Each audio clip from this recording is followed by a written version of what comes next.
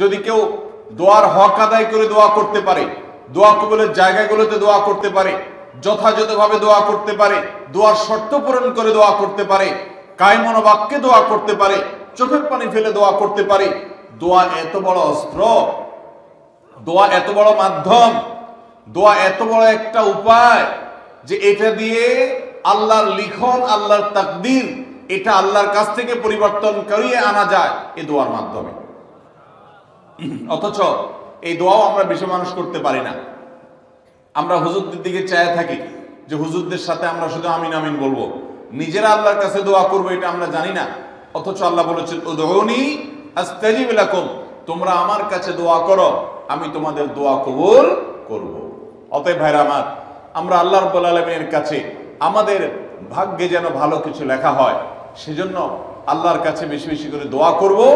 এবং আমাদের তাকদীরে যদি কোনো ক্ষতিকর কিছু থাকে তো সেটা যেন আমাদের ক্ষতি না করে আল্লাহ রাব্বুল আলামিন যেন আমাদের প্রতি রহম করেন, এই মর্মে আমরা যদি দোয়া করি তো দোয়ার মাধ্যমে আল্লাহ তাআলা তাকদীরও পরিবর্তন করে। অবশ্য তাকদীরের মধ্যে দুইটা প্রকার আছে, একটা তাকদীরে মুবরাম আর একটা তাকদীরে গায়রে মুবরাম। তাকদীরে গায়রে মুবরাম যেটা, সেটা তাকদীর দোয়ার মাধ্যমে ফয়সালা আল্লাহ পরিবর্তন করেন।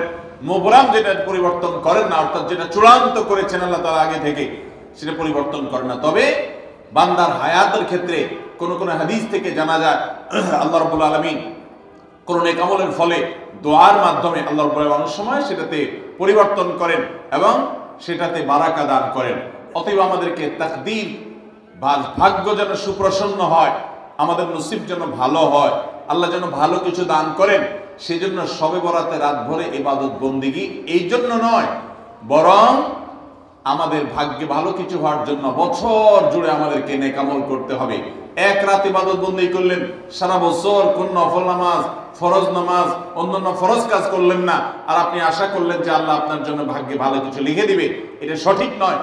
আর ভাগ্যের নির্ধারণটা মূলত লাইলাতুল কদর, এটি বোঝা যায় সূরা দুখান থেকে, অন্যান্য সূরা থেকে।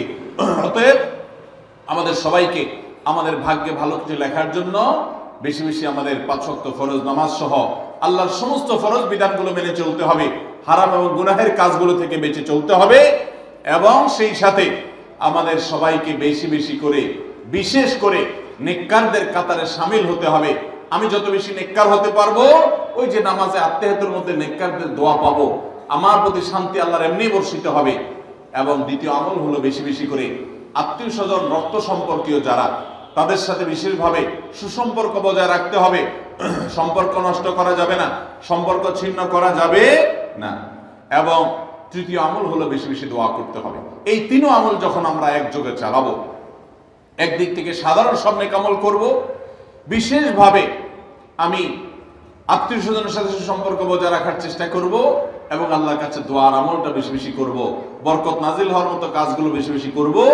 ইনশাআল্লাহ আল্লাহ রাব্বুল আলামিন আমার নসিবে ভালো কিছু দিবেন এবং মন্দ কিছু থেকে আমাকে বাঁচাবেন।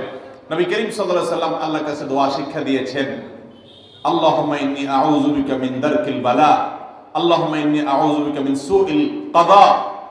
আল্লাহ, আপনার কাছে আমার ভাগ্যের ক্ষতি থেকে আমি আপনার কাছে পানা চাই। অর্থাৎ আমার তাকদীরে, কাজার মধ্যে যদি কোনো ক্ষতিকর কিছু আপনি লিখে থাকেন, তাহলে সেই সুউল কাজা, এটা থেকে আমি আপনার কাছে পানা চাই।